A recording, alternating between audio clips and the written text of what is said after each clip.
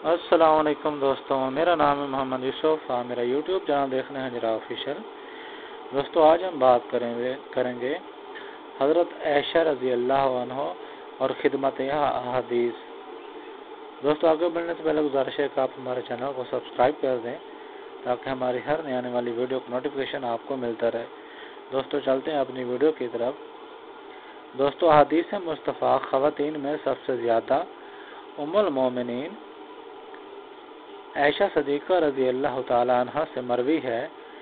حضرت عائشہ مکثرین اور راویات صحابیات میں سے ہیں۔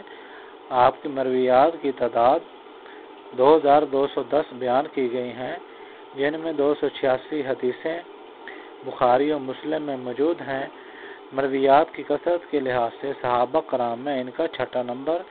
مرویات کی کثرت کے ساتھ احادیث سے استدلال اور استنباط مسائل، ان کے علل و اسباب کی تلاش و تحقیق میں بھی ان کو خاص امتیاز حاصل تھا، اور ان کی اس صفت میں بہت کم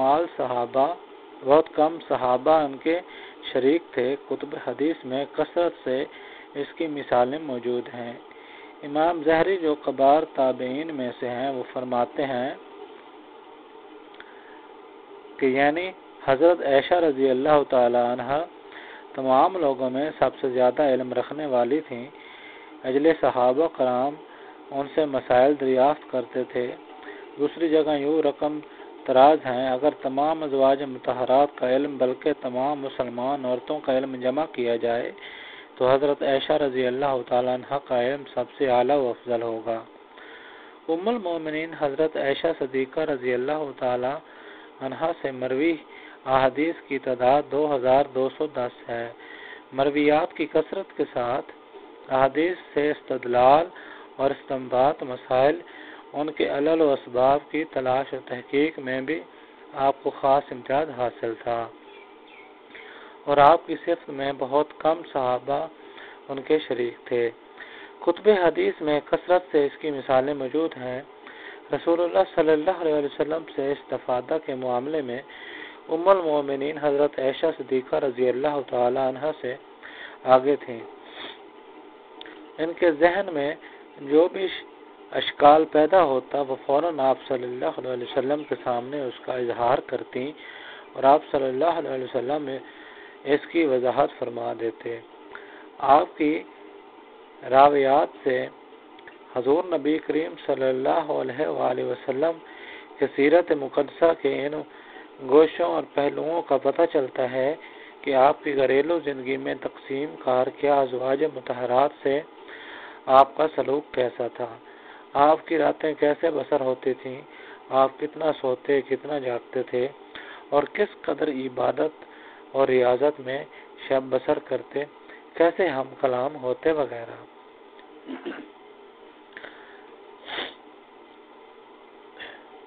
دیگر علوم و فنون حضرت عائشہ صدیقہ رضی اللہ تعالی عنہ نے صرف قرآن و حدیث پر مہارت رکھتی تھی، بلکہ تاریخ و ادب اور شاعری میں بھی خاص ملکہ حاصل تھا۔ علم طب میں بھی انہیں اچھی خاصی واقفیت حاصل تھی۔ تذکرۃ الحفاظ میں ہشام بن عروہ کا بیان ہے کہ میں نے قرآن، فرائض، فقہ، شاعری، عرب کی تاریخ اور علم النساب میں حضرت عائشہ صدیقہ رضی اللہ تعالی عنہ سے زیادہ عالم اور واقف کسی کو نہیں دیکھا۔ حضرت عائشہ صدیقہ کے بھانجے عروہ بن زبیر رضی اللہ تعالی عنہ اسی قسم کا فرمان زرقانی نے بھی نقل کیا کہ حضرت عائشہ صدیقہ رضی اللہ تعالی عنہ سے نے ایک شخص پوچھا، آپ شاعری کرتی ہیں؟ اس لیے کہ حضرت ابوبکر صدیق رضی اللہ تعالی عنہ کی بیٹی ہیں۔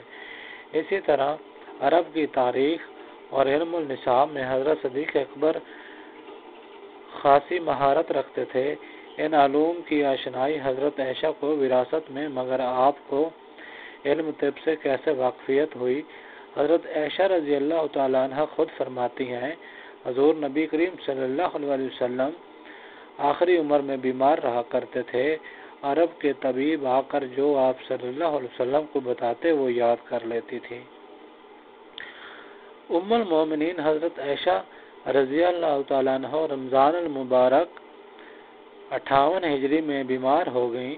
چند روز علیل رہیں۔ مرض الموت میں وصیت فرمائی کہ مجھے دیگر ازواج مطہرات کے ساتھ جنت البقیع میں رات کے وقت دفن کیا جائے، صبح کا انتظار نہ کیا جائے۔ دوستو 17 رمضان المبارک کو منگل کی رات 63 سال کی عمر میں رات کو نماز وتر کے بعد اس دار فانی سے پردہ فرمایا۔ ان کے اس انتقال سے تمام عالم اسلام صدمے میں مبتلا ہو گیا۔ نماز جنازہ حضرت ابو ہریرہ رضی اللہ تعالیٰ عنہ نے پڑھائی، جو اس وقت مروان بن حکم کے طرف سے مدینہ منورہ کے حاکم تھے اور حسب وصیت رات کے وقت جنت البقیع میں دفن ہوئی۔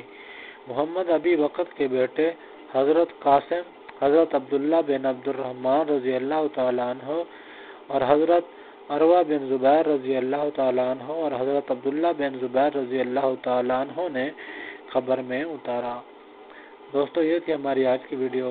اگر آپ کو ہماری ویڈیو اچھی لگی ہو تو ویڈیو کو لائک کر دیں، چینل کو سبسکرائب کر دیں تاکہ ہماری ہر نئی آنے والی ویڈیو کا نوٹیفیکیشن آپ کو ملتا رہے۔